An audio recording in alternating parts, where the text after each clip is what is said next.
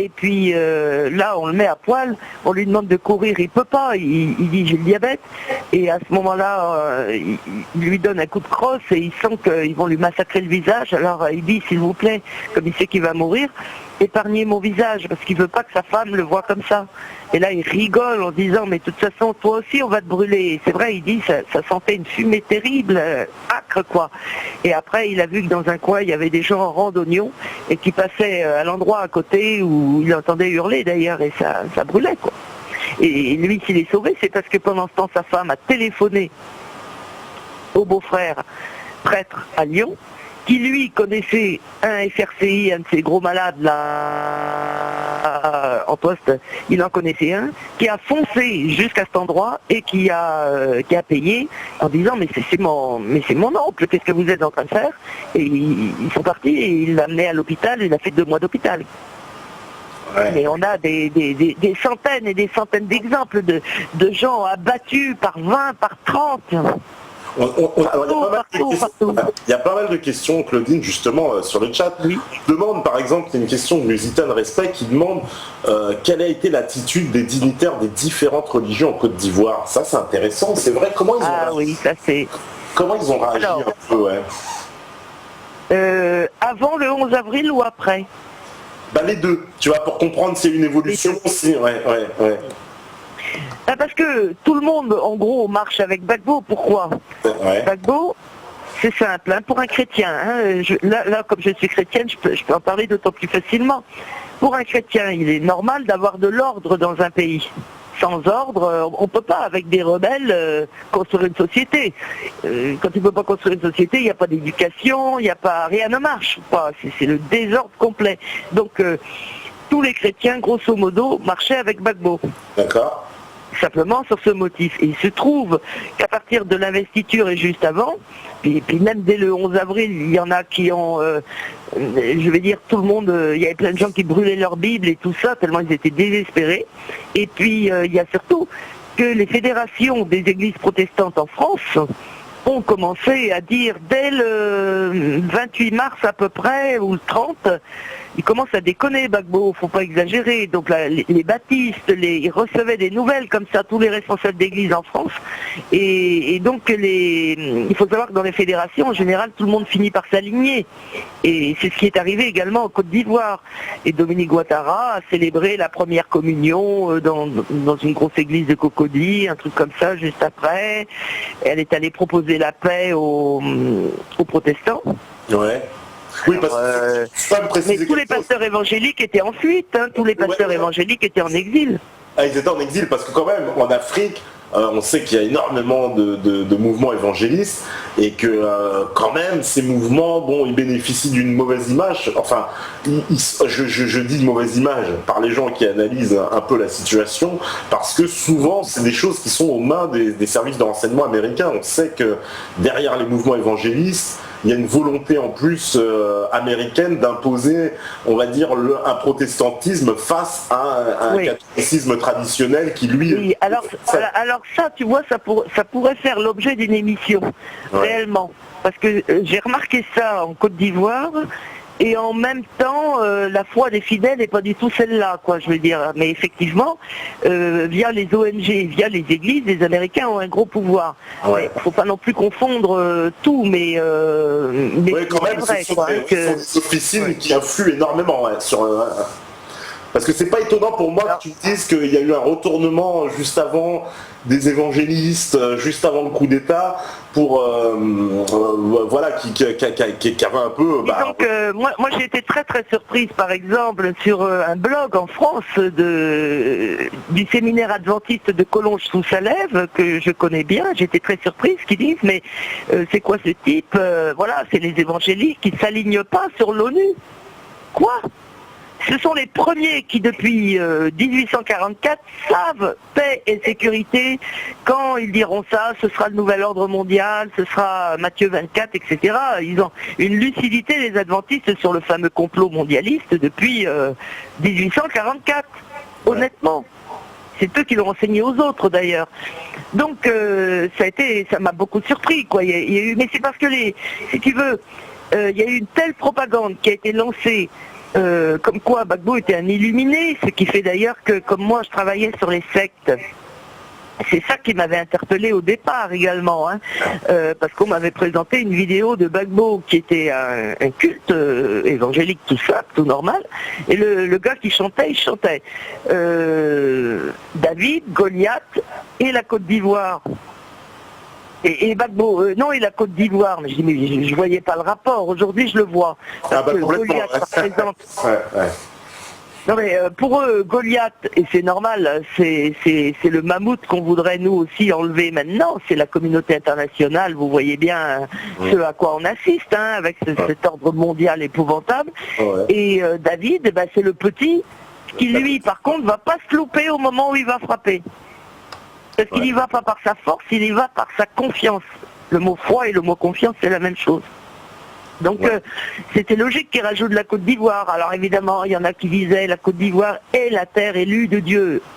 Moi, je dirais pas ça, mais je dis qu'il y a quand même quelque chose de très spécial en Côte d'Ivoire. Même le général Poncet le disait, si vous ne connaissez pas Dieu, venez en Côte d'Ivoire. Et si vous voulez faire une émission là-dessus, je vous raconterai comment tous les trucs incroyables auxquels j'ai assisté en Côte d'Ivoire. Écoute, je veux bien en parler. Mais même jusqu'à, sans le savoir, me retrouver avec le pasteur par qui Théophile Kouamouo, qui était un journaliste au journal Le Monde, avant, on n'est pas en train de parler d'un illuminé, et ben lui aussi, il a plongé dans les eaux du baptême évangélique. Hein. Il est chrétien évangélique aussi, Théophile Kouamouo, le grand journaliste français. Hein. Oui, hein. J'ai logé chez son pasteur. Ou alors les gardes du corps du président qui me reconnaissent dans la rue parce que dans le quartier où je suis, il n'y a pas internet depuis 2 jours, il y a une grosse panne. Et je finis par changer de quartier à pied, je ne sais pas pourquoi je pars à pied, je m'assois, à peine je suis assise, et ben en réalité le garde rentrait de son boulot et lui il vivait là discret comme tout le monde, caché, ils habitent plus chez eux, hein, leurs maisons sont surveillées, occupées, des milliers de personnes subissent ce sort-là, n'ont plus de chez eux. Et donc, il me reconnaît, lui. C'est incroyable, quoi.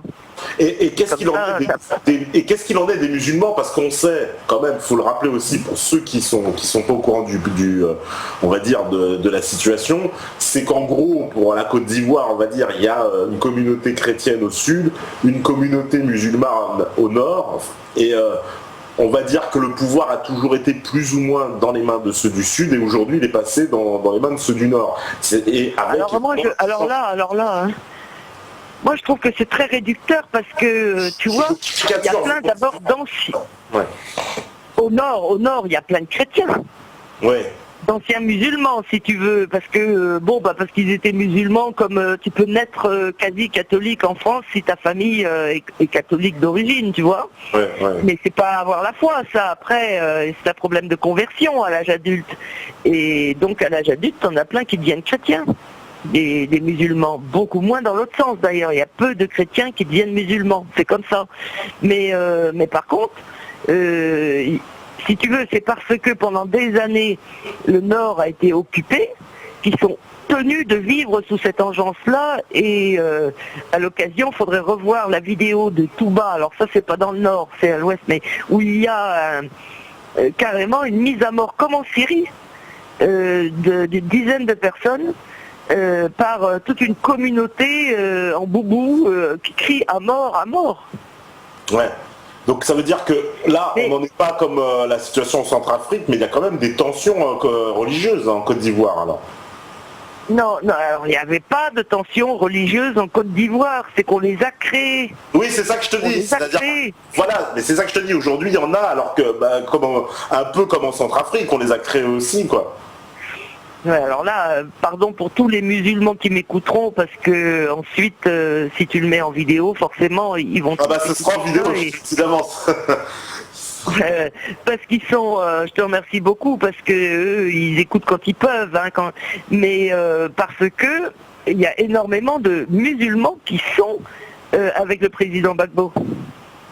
Et qui restent musulmans, qui vont à la mosquée tous les vendredis, etc. Mais il y en a beaucoup qui sont avec le président Gbagbo. C'est plutôt une question de ceux qui ne sont pas allés à l'école, par rapport à ceux qui sont allés à l'école et qui comprennent les vertus de la démocratie. On ne regarde pas si on est sénoufo, si on est auvergnat ou breton dans une démocratie.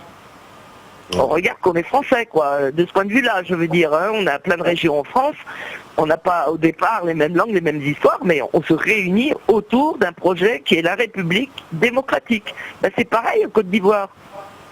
Alors, c'est plus compliqué parce qu'il y a les rois, etc. Mais ce qui est clair, c'est que, en général, la plupart des gens qui marchent avec ce gouvernement-là, si tu veux, ils sont le peuple, quoi. C'est vraiment tous ceux qui vont pas à l'école, quoi. Et dans le Nord, on est très inquiet maintenant parce qu'on voit qu'ils vont beaucoup à l'école coranique maintenant. Ah oui, parce que aussi, il y a une division. Alors là, justement, on me le dit sur le chat, je vois les yeux, il me dit, il y a une question ethnique. Elle est quand même présente, cette question ethnique. Puisque il y a, on sait, des différentes ethnies en Côte d'Ivoire, les Bété, les Baoulés, les Dioula, etc., les Malités. Non, les Dioula, c'est pas une ethnie, ça veut dire commerçants. Oui, c'est des commerçants, oui, mais ils sont essentiellement malinqués, c'est ça? Souvent. Oui, mais si tu veux, il y a plein de gens qui se reconnaissent pas dans ce schéma-là. Ouais. Mais ce qu'il y a, c'est qu'on a, si tu veux, on va pas refaire l'histoire aujourd'hui, mais par contre, voilà, il y a un très bon témoignage que je t'ai mis en vidéo aujourd'hui de Monsieur Catinan, le porte-parole du président, qui est lui-même ministre, hein, et qui est en exil maintenant. Et Monsieur Catinan, lui, il dit, moi je suis du Nord, je suis sénoufo d'origine. Ouais. Mais pourtant, moi je suis juste ivoirien, quoi. C'est tout. Et les pro-Gbagbo ne sont pas comme ça. C'est comme un breton qui va chahuter un Auvergnat. Oh, l'Auvergnat, il est grippe-sous. Le breton, il est ceci ou cela, ou bien, je veux dire, tu vois. Mais c'est pour rigoler, mais il n'y a rien d'autre. Par contre, comme au Rwanda, on a installé une minorité ethnique à la tête du pouvoir. Là, on a instauré aussi à la tête du pouvoir une minorité ethnique depuis l'arrivée de Ouattara. Alors là, clair et net, hein. Ils ont tous les pouvoirs. Ouais. Dans tous les pouvoirs. Alors ça crée un énorme problème. Ben, ils ont tous les pouvoirs et ils ont le pouvoir de tuer et ils sont dans l'armée, ils sont partout. La France les forme militairement maintenant. Ça pose un énorme problème parce que ça signifie que parce qu'eux ils voudront pas, comme ils ont fait venir en plus de l'étranger toute leur famille du Burkina, eh bien, oui, par 5000 par mois, hein, depuis 3 ans, t'imagines un peu, ils leur donnent comme ça maintenant la nationalité comme ils veulent, ils viennent d'organiser un recensement qui est boycotté par le Front Populaire Ivoirien, y compris par les musulmans, hein, du Front Populaire Ivoirien, parce que dedans, tu dois mettre, quand tu t'es marié, tout ça là, et puis tu as ton ethnie à mettre. T'as déjà vu demander à quelqu'un s'il est breton, auvergnat, je sais pas, ceci ou cela, ça se fait pas. On est en République. Donc il n'y a que Ouattara pour appliquer le plan français qui est d'installer une ethnie comme au Rwanda minoritaire, puis de lui donner les moyens de massacrer tout le monde. Ouais, voilà, une espèce de noblesse installée qui voilà. Va de la France, quoi. Et qui est persuadée, elle, d'être supérieure aux autres. Et c'est vrai que comme ils sont très commerçants à l'origine, tu prends Ouattao et tout ça, c'est des familles de commerçants, ils sont persuadés que c'est le commerce, le Fonds monétaire international qui va faire tourner le pays et que les autres n'ont qu'à s'écraser. Ouais. Alors ils les mettent en prison, il y a à peu près 1000 prisonniers politiques actuellement en prison, plus tous les centres de torture illégaux qui existent, je t'assure, on coupe les oreilles des gens, moi j'en connais qui ont été torturés à la, je t'ai déjà dit, à la chaise électrique, c'est-à-dire tu prends une chaise de bureau, là, classique avec les tubes en fer, là, et puis tu branches une rallonge, et puis voilà, et la personne se vide, comme il disait, de son pipi, de sa merde et tout, puis il tombe, quoi, il perd connaissance et tout ça, quoi. Et ça, on les achève après comme du bétail, 4-5 jours plus tard, on les met dans des bagnoles et on les achève, quoi. Mais j'ai un rescapé, donc c'est une chance encore. Mais c'est pas un problème ethnique qui est en Côte d'Ivoire, c'est le refus de laisser un pays fonctionner avec sa République et les lois qu'il y a dans la République, à commencer par le fait que la commission électorale a reconnu que Gbagbo avait été élu. Bon, il y a des contestations, Gbagbo a dit, on n'a qu'à recompter les voix, ça se fait dans les autres pays. C'est même fait à la mairie de Paris pour Tibéri. Donc pourquoi on ne le ferait pas? Et effectivement, Sarkozy l'a interdit. Je l'entends encore le dire à TF1. Il n'y aura pas de recomptage des voix en Côte d'Ivoire. J'ai dit, on est bien barré là. Voilà. Non, c'est un plan génocidaire et là maintenant, ils sont partout, ils ont tous les moyens. L'ONU vient de se rendre compte, comme si elle ne le savait pas avant, qu'ils ont des stocks d'armes énormes, alors qu'il y a un embargo. Et en plus, l'ONU lève l'embargo. Il faut savoir que l'ONU a combattu aux côtés des rebelles. On en a des preuves, on en a des vidéos. Il faut savoir que moi j'ai rencontré aussi des tas de gens qui m'ont dit avoir vu les véhicules de la Croix-Rouge. Pour ça, jamais je donnerai un sou à la Croix-Rouge. Or, la marraine de la Croix-Rouge est une grande amie de Dominique Ouattara, par contre, la femme à Carambeu. Et ouais, elle est venue chercher sa récompense en janvier 2012 à Abidjan, ouais. Oui. Après, elle était jamais venue. Tout à l'heure aussi, tiens, je fais une petite précision parce qu'on m'a dit, j'ai vu sur le chat, on me dit oui, Tikenja Fakoly, il a soutenu Gbagbo. Il a soutenu Gbagbo, mais il a soutenu Ouattara aussi, puisqu'il était à la cérémonie d'investiture. J'ai pas bien entendu. Qui? Tikenja Fakoly. C'est un chanteur. Ah oui, non mais alors lui, avec son 18 juin au Stade de France en plus, pas un mot sur le génocide en préparation en Côte d'Ivoire et les massacres qui avaient eu lieu, c'était quelque chose d'horrible. Ah oui, oui, ouais. Ils l'ont tous soutenu, parce que j'ai vu Tikenja Fakoly, il a retourné sa veste, Alpha Blondy, il a retourné sa veste aussi. Bah alors lui, ouais. Il a non, mais tu vois, ça c'est le problème des gens qui n'ont pas compris, alors que depuis 2002, leur pays est envahi. Et c'est pour ça que je viens de te mettre la vidéo, tout simplement, de la défense de Gbagbo au mois de février l'année dernière, qui reprend tout depuis 2002. Tu vois, lors du procès à la Cour pénale. Comme ça, vous allez tous pouvoir bien... Quand tu sais, depuis 2002, que tu commences à voir vraiment qu'il y a un problème, comment ça se fait que tu vois pas clair après, quoi. Mais il faut quand même savoir que les gens avaient tellement peur de la manière dont ça risquait de finir que c'est peut-être ça aussi qui les a fait caler, quoi. Hein. Il faut comprendre, hein, parce que à la fin, quand même, le général en chef des armées, Philippe Mangou, voyant que Sarkozy allait bombarder, a demandé à Charles Bégoudet, qui représentait toute la jeunesse, de demander à toute la jeunesse de prendre les mesures adéquates pour lutter contre la France, hein, et contre l'Union africaine qui venait de décider de combattre l'État de Côte d'Ivoire, parce que c'est ce qui s'est passé. Ils se sont tous alliés autour de Blaise pour lutter contre l'État de Côte d'Ivoire. Il y avait des soldats sénégalais morts, il y avait de tout. Hein. Donc ça a été quelque chose d'horrible. Donc ce qui fait qu'il y a des gens qui avaient peur parce qu'ils ont vu que les jeunes disciplinés, hein, aux mains nues, ont commencé à s'enrôler à la demande non pas de Charles Bégoudet, mais de Philippe Mangou, je précise, parce que lui maintenant il est passé côté Ouattara à peine après, comme si c'était pas prévu à l'avance cette affaire aussi, et comme si c'était pas prévu pour en tuer le maximum de patriotes, quoi. Et donc ils sont allés s'enrôler de façon très disciplinée dans l'armée régulière et pas prendre les armes comme ceux d'en face, hein, qui on leur foutait des calaches entre les mains partout dans la bobo et ils sont partis aider les rebelles à tuer partout, hein. Et ils continuent à le faire d'ailleurs maintenant, ils sont prêts à recommencer. Hein. Et maintenant, juste un détail que je voulais vous donner, au mois de juin 2011, un allié encore de Sarkozy, l'ancien, je viens de perdre son nom là, l'ancien directeur du FMI, hein, un Français, un vieux, hein, qui est passé ensuite conseiller de Sarkozy pour surveiller les traders à l'Élysée. Donc avec lui et Ouattara, grande entente, hein, et avec évidemment Bouygues et Bolloré pour les travaux, eh bien ils ont signé un accord avec le FMI et c'est bizarre, hein, l'emprunt, j'ai tout relu, les conditions, l'emprunt il doit être remboursé pour 2021. C'est-à-dire que quand Europe 1 et tout le monde parle de Ouattara sur 2 mandats, ils l'ont prévu 2 mandats. Or, c'est pas prévu comme ça, il va y avoir des élections, hein, l'année prochaine. Et le peuple n'a pas l'intention de se refaire voler, encore une fois, le pouvoir, quoi. Hein.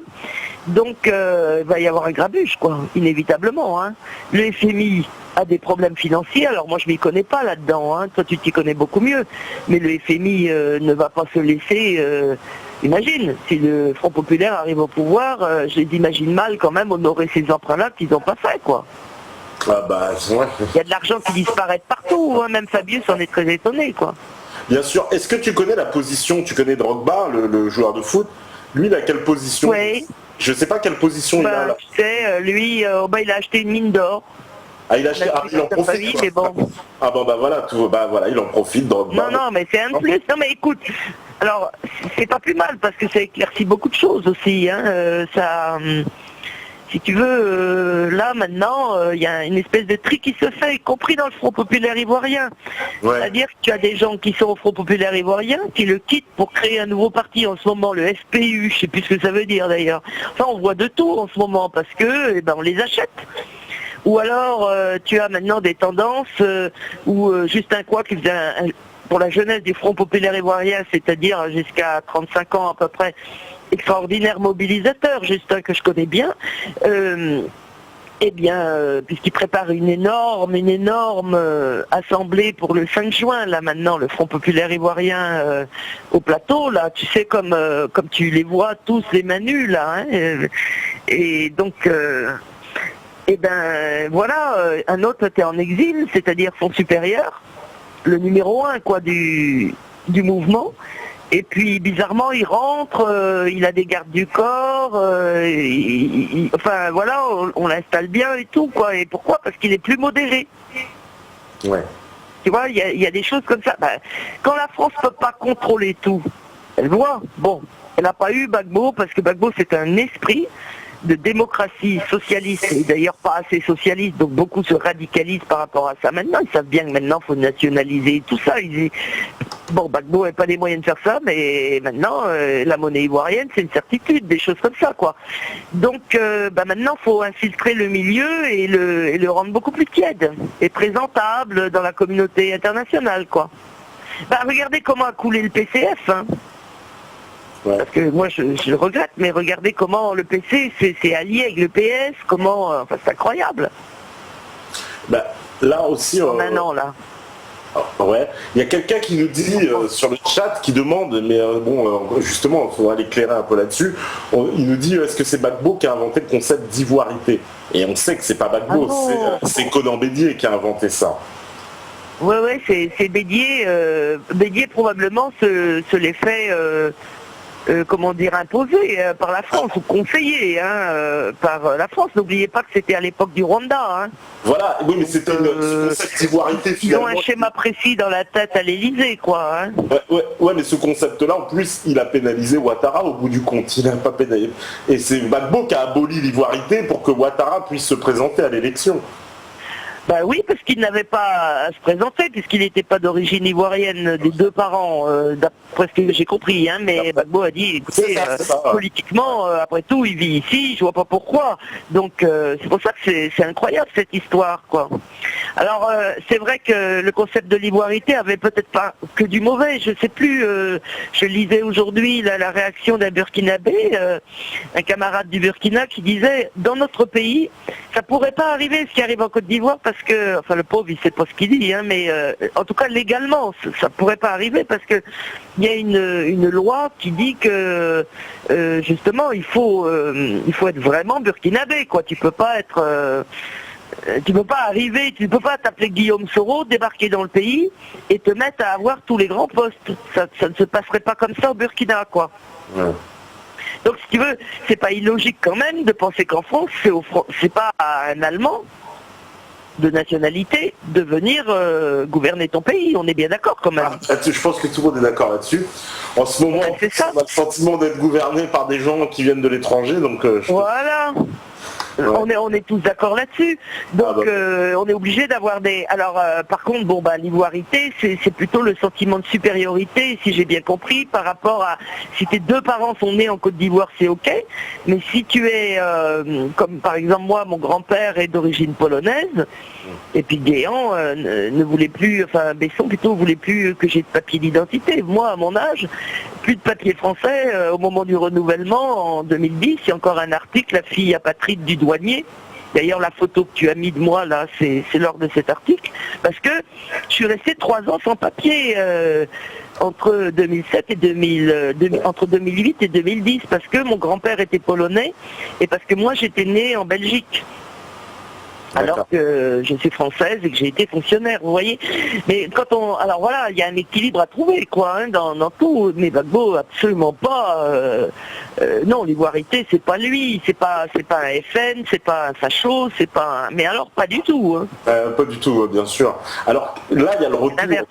Il y a le retour du FPI et de Afin Guessan qui fait des tournées assez triomphales en Côte d'Ivoire.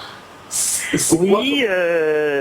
Triomphal, c'est-à-dire que tout le monde est quand même drôlement content qu'il soit libéré, que quelques-uns aient été libérés, et il fait des tournées de compassion, c'est-à-dire que ce gouvernement ne fait pas, lui il le fait, c'est-à-dire faut savoir quand même qu'il n'est qu'en liberté provisoire, ça joue quand même, hein. Et donc voilà, il va partout, il fait des tournées, enfin il va pas dans le nord, hein, pour le moment c'est trop dangereux, et avec les rebelles, pas avec la population, et donc voilà, donc ils se retrouvent, quoi, ils se réveillent, ils ressortent de leur maison, c'est extraordinaire, hein. Il y avait 30 000 personnes quand même au meeting à Figayo, là, à Yopougon par exemple, hein. Donc partout, la population ressort. Ils savent que maintenant, avec tout ce qu'on a fait, moi pour les journalistes, d'autres pour, si tu veux, on ne peut plus, la France ne pourra plus maintenant aider à tuer comme elle l'a fait. Parce que le pire problème qu'ils rencontrent, eux, c'est la France et l'ONU. Ça les fait frémir à longueur de temps. Dès qu'il y a un hélicoptère dans le ciel, ils ont peur. Quand ils croisent un véhicule ONU, même moi, hein, là-bas, j'ai les poils qui se dressent sur... Ah oui, il y a de quoi, hein.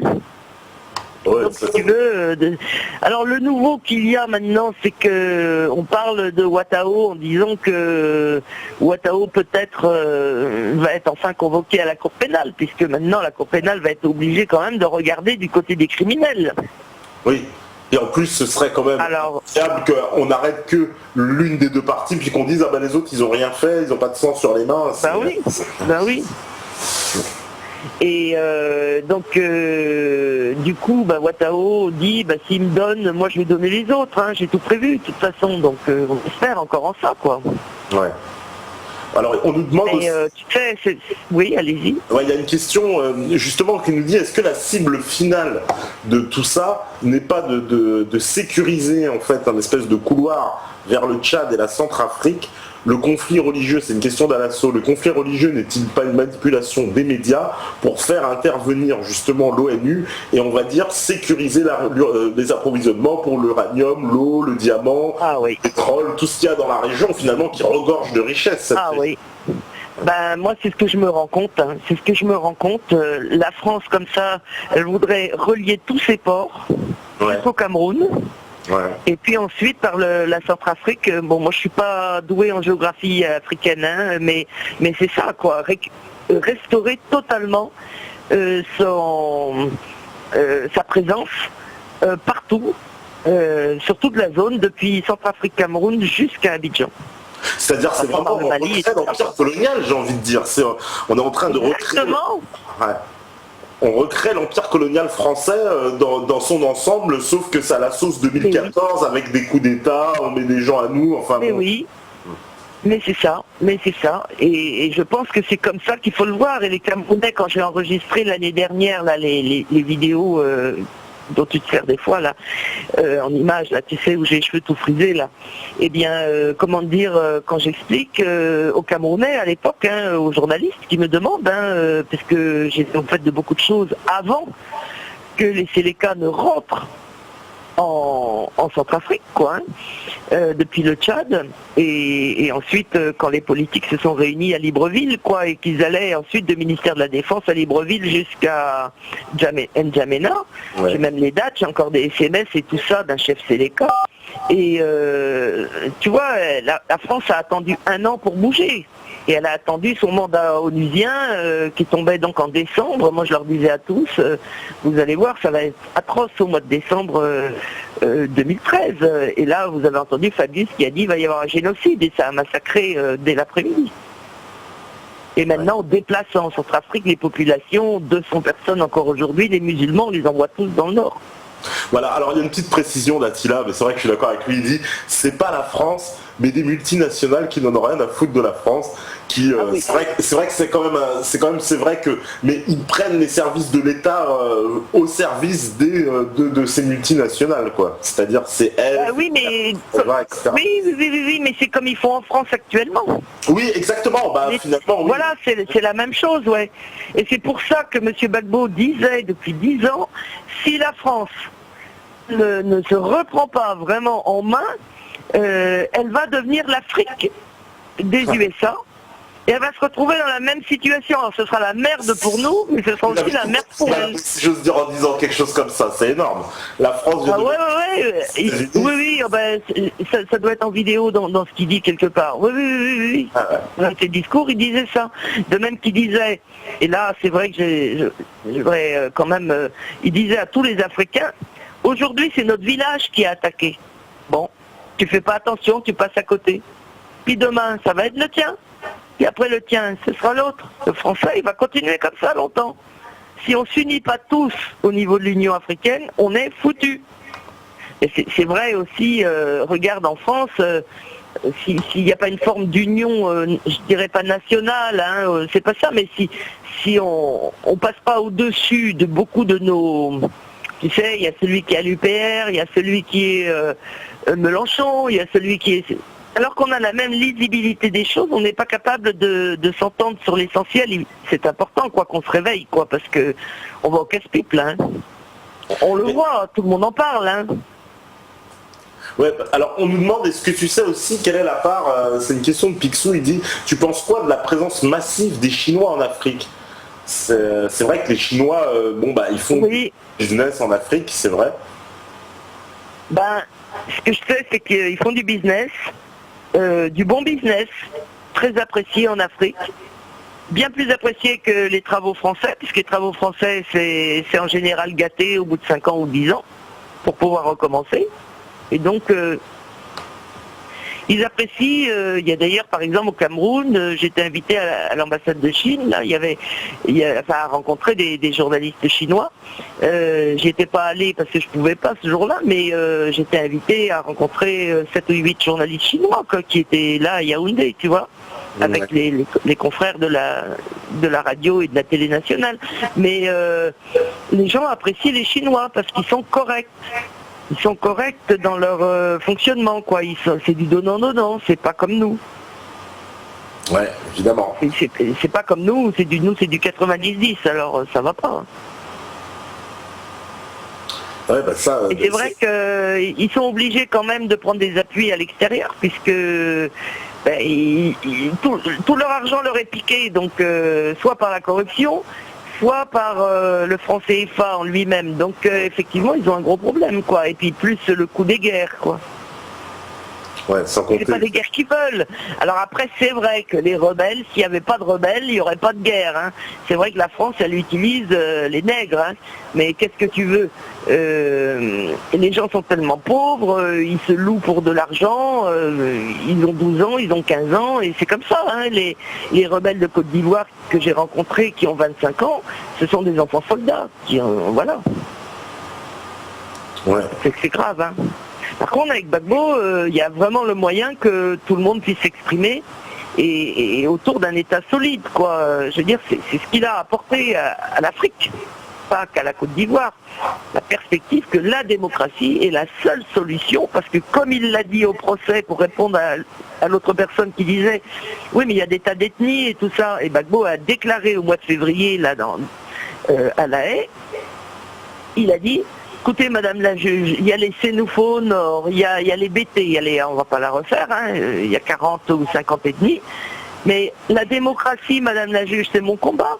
Et ça fait 30 ans que je me bats pour ça, parce que c'est la seule solution pour qu'on puisse être unis autour d'un projet. Et ça marchait plutôt bien avec Gbagbo, hein, puisqu'il respecte en même temps les rois, quoi, et les... tu vois, le traditionnel venait en appui du républicain, quoi. Ah non, c'est une affaire... alors, il y a là, maintenant, oui. Il y a une question qui revient, on me demande si tu connais Kémy Séba. Non. Ça me dit quelque chose, oui. D'accord. C'est pas...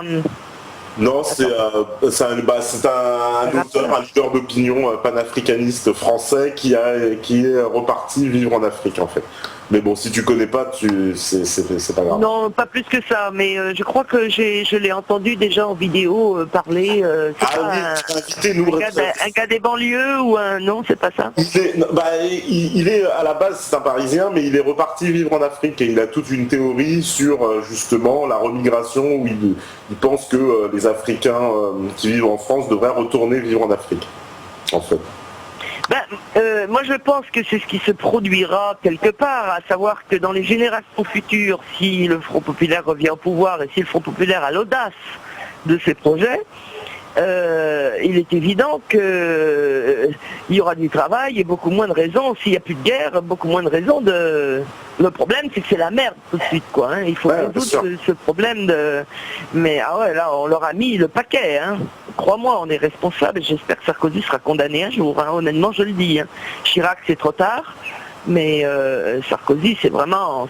Sarkozy il a beaucoup de sang sur les mains, il a beaucoup de sang sur les mains, c'est vrai. Mais enfin, retenez ça et dites-le à tout le monde, depuis le début pour la Côte d'Ivoire, pour enlever M. Gbagbo, soi-disant que M. Gbagbo a perdu l'élection, il s'entête, c'est un têtu, il faut aller le chercher. Il suffisait de passer par le tunnel. Pas compliqué quand même. Ouais. Eh bien non, on a préféré cacher ça aux Français pour pouvoir, et à l'ONU, pour pouvoir massacrer à l'ouest, pour pouvoir bombarder Abidjan, bombarder les cités universitaires dans lesquelles il y avait les étudiants, bombarder les casernes habitées, les femmes, les enfants, bombarder les... il faut tout le monde en exil, quoi, tous les rescapés en exil. Et voilà, on a ouvert la prison avec les 6000 prisonniers dedans à la Maca aussi, hein. Ouais. Comme on le fait toujours d'ailleurs partout, quand on a un plan au Cameroun, on avait fait ça aussi sous Michel Debré, partout on le fait. Comme ça après t'es sûr que t'as le bordel tout le temps. Et beaucoup ont une seconde chance maintenant, Ouattao le dit, les gars là faut pas déconner, vous avez une seconde chance, faut obéir là maintenant, hein. Faut obéir aux Français maintenant. On vous donne une chance, on vous met dans l'armée, alors calme-toi, arrête de violer, quoi, arrête de piller, arrête de... Tu vois, c'est épouvantable. Donc le pays il est rabaissé de 10 ans. Moi les amis ivoiriens, enfin français, mais originaires de Côte d'Ivoire qui retournent disent mais ils reconnaissent pas leur pays en 2 ans. Ouais, tellement les changements sont énormes, plus aussi au niveau tu l'as vraiment beaucoup évoqué, mais le recul de toutes les libertés, quoi, individuelles, presse, d'opinion, qui sont incroyables en Côte d'Ivoire, hein, alors qu'on avait fait des efforts justement sous Gbagbo dans l'autre sens, si j'ose dire. Oui, parce que pour parler de liberté de la presse, Gbagbo, d'ailleurs, c'est lui qui a permis le multipartisme, qui est plein de partis politiques, au point qu'ils en ont même abusé. Hein. Ils sont partis dans tous les sens, c'est normal. Hein. Au début, t'as soif de démocratie, allez, j'ai le droit de faire mon parti, je le fais. Même Gbagbo a financé des partis d'opposition.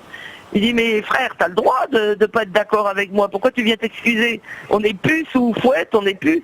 Je vais te donner de l'argent pour... Donc il y avait un cahier pour ça, la résidence, et puis pour que tu montes ton parti. Les journaux, c'est pareil, il y a eu une explosion, quoi, grâce à Gbagbo. Et si tu veux, Gbagbo, il est d'accord, Front Populaire Ivoirien, mais il est surtout là pour appliquer sa vision de la démocratie du jour au lendemain. Ça les a changés complètement et tout d'un coup là ils sont repartis, c'est affreux. Moi, Herman Aboa qui est le Poujadas en somme de Côte d'Ivoire, il se retrouve en prison, donc il me fait contacter par sa famille.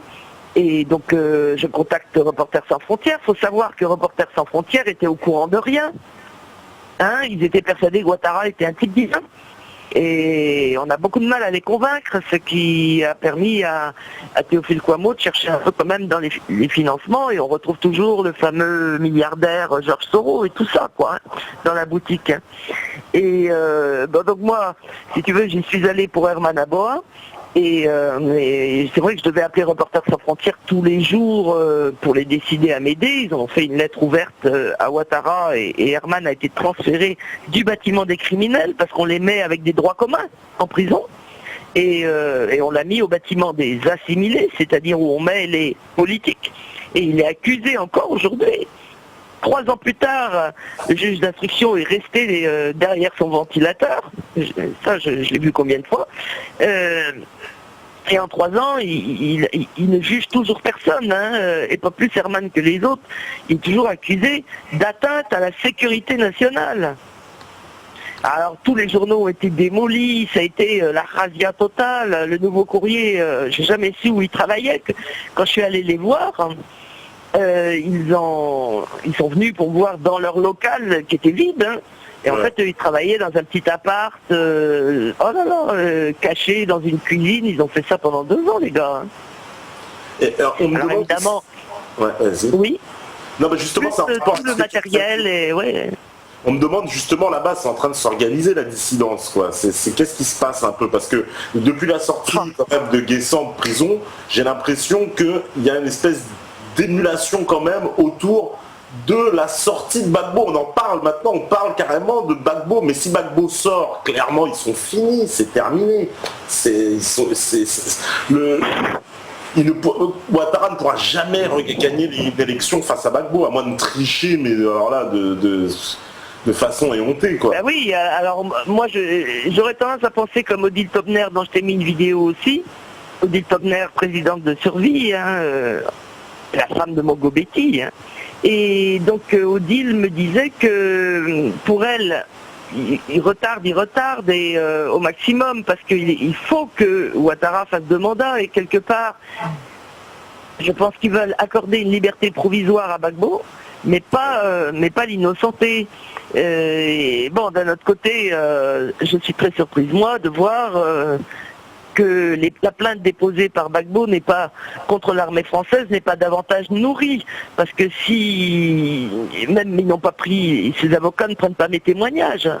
Or j'ai des témoignages de plein de gens, donc j'ai fait ça pendant 3 ans quand même, donc j'ai les miens et j'ai ceux de tas de gens, hein, depuis 2002, c'est-à-dire même des gens qui étaient sur le pont à tel endroit, Charles de Gaulle, un autre sur le pont Houphouët-Boigny, et puis qui ont vu les hélicoptères français en 2004 venir leur tirer dessus.